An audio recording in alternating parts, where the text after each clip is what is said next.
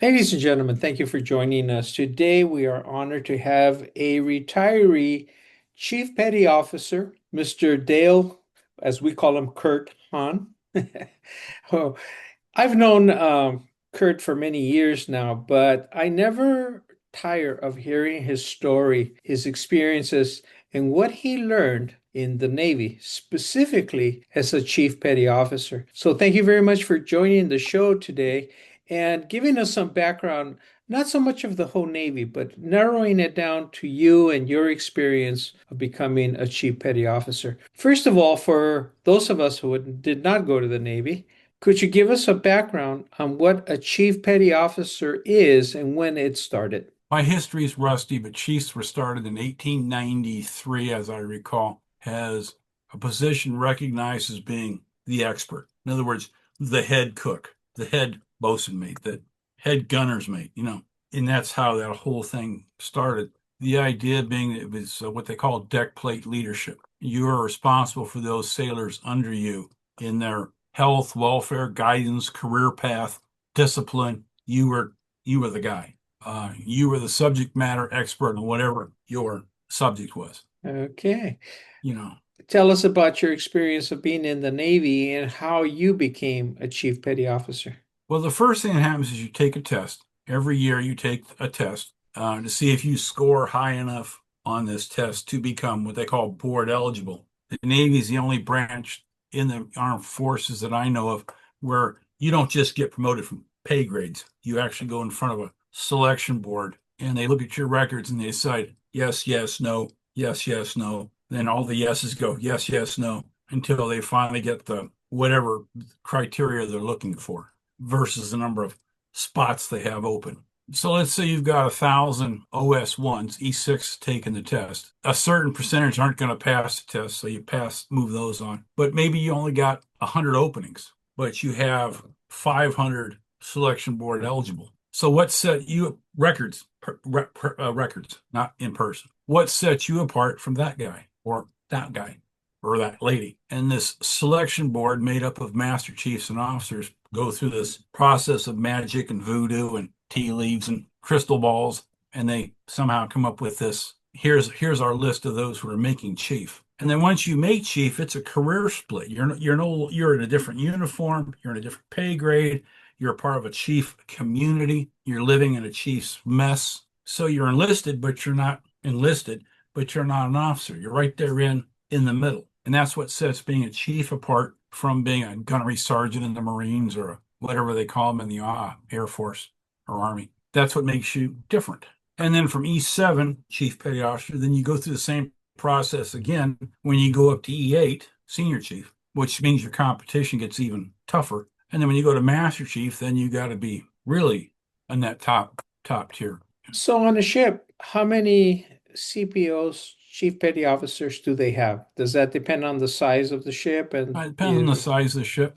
When I was on the Duncan, which was a guided missile frigate, I think we had 12 to 15 active chiefs and somewhere between 4 and 5 reserve chiefs, so maybe 20.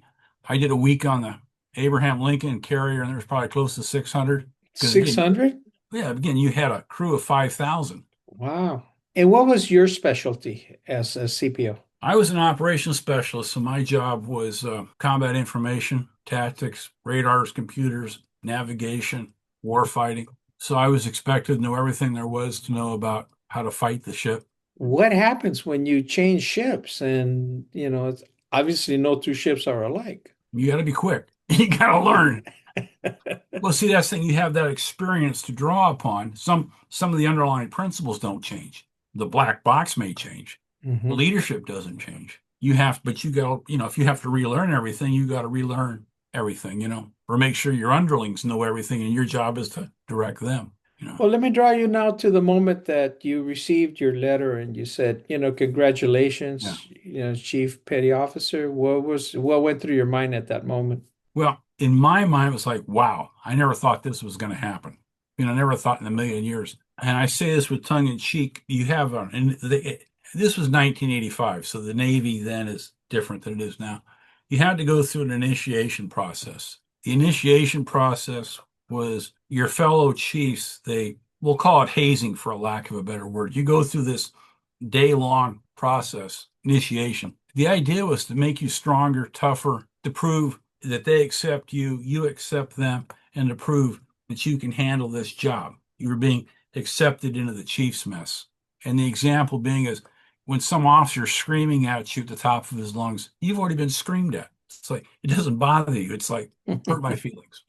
When you're being covered with yuck, doo doo hits the wind machine, you've already been there. It's not like this is anything new. It's to make you stronger. And then once you go through that, then you put your uniform on, you get your anchors pinned on, and now you become the chief. You're the guy. And that takes a certain amount of getting used to, because you're the guy. And then you just go on from there. Now, Um, let's say you were made Chief Petty Officer on the weekend. When could you expect to be deployed somewhere? Well, I was on a reserve ship, so you have to understand that there's reserves it's a different world, but the basic answer is I served on a reserve ship for 7 years. We never deployed in that sense because half the crew was reservists. The ship did deploy a couple times, and they kept flying in reserve crews and rotating people in and rotating people out. But the ship we never deployed has a ship with, a crew of 200 and came back with 200, which is a whole nother issue. But the point is, you did your 2 weeks out of the year. I did several deployments, if you will, as a chief. Went out to Seattle a couple times, Alaska, Korea, Japan, Mexico, Hawaii, in 2 week chunks. But I never made a 6 to 8 month deployment like an active duty ship would, which again it is what it is. Okay, so how many years were you a Chief Petty Officer? And I'm going to ask you if you could share two memorable experiences that stand out in your mind. I made chief in 1985. I made senior chief in 91 or 92, and I retired as a senior chief in 2001. So that's 16 years total, and I may be a little fuzzy on the dates. I made chief on the Duncan, so I spent 7 years there, 5 years at ATG, a year at Summa, and the rest of the time at Naval Forces Korea. So I saw a little bit of everything. My crowning achievement, as I said earlier, in Shakespeare, the best of times, the worst of times. When I was with Commander Naval Forces Korea, and I was the senior enlisted guy in that unit, which means I took care of all the enlisted. That was my job, was to take care of enlisted. That was a lot of fun, but talk about major headache because such a top-heavy unit with officers, they didn't care about the enlisted. All they cared about was taking care of their own careers. So it fell to me to take care of the enlisted people. A lot of satisfaction, but a lot of headache. A lot of headache. But I had a lot of fun, don't get me wrong. I don't know, there were so many other things. I'm not sure if they were memorable or not, but Do you keep in contact with perhaps some of the ones that you were out with, that you served with, or do you just keep in contact perhaps with some of the groups, Chief Petty Officer associations? I follow the several Facebook pages of the Navy and Navy chiefs. There's only really three that I follow. One's in still Philippines, and the other two live up in Monterey, and I talk to them occasionally. The fourth one passed away. He's buried out at Riverside, but no, I don't really stay in. That part of my life is done. There's no point in reliving. With that being said, I don't regret it. But it's done. You did it and you completed your I mission. I did know it. that. Happy I did. A lot of good things, some not so good, but it is. Well, I want to thank you for being on the show. And as we're coming close to Yeah. the closure of the show, one final question that comes to mind. What would be your advice? I know you've been away from the Yeah. field for a long time, but you look back, you reflect on what you learned back then and transferred it into your other careers as well. What would be your advice to people in the who presently are or may become chief petty officers? Take care of your sailors. Take care of your people. When they stop trusting you, you've lost. You're done. If they're not bitching at you, I'm sorry. If they're not complaining to you, you've lost their faith. If they're complaining at you, then you know that you may not be able to fix their problem, but you're there to try and fix their problems. If they're going around you, you've lost them. And I have to believe it's the same thing no matter what job you're in. If you have people working for you, take care of your people.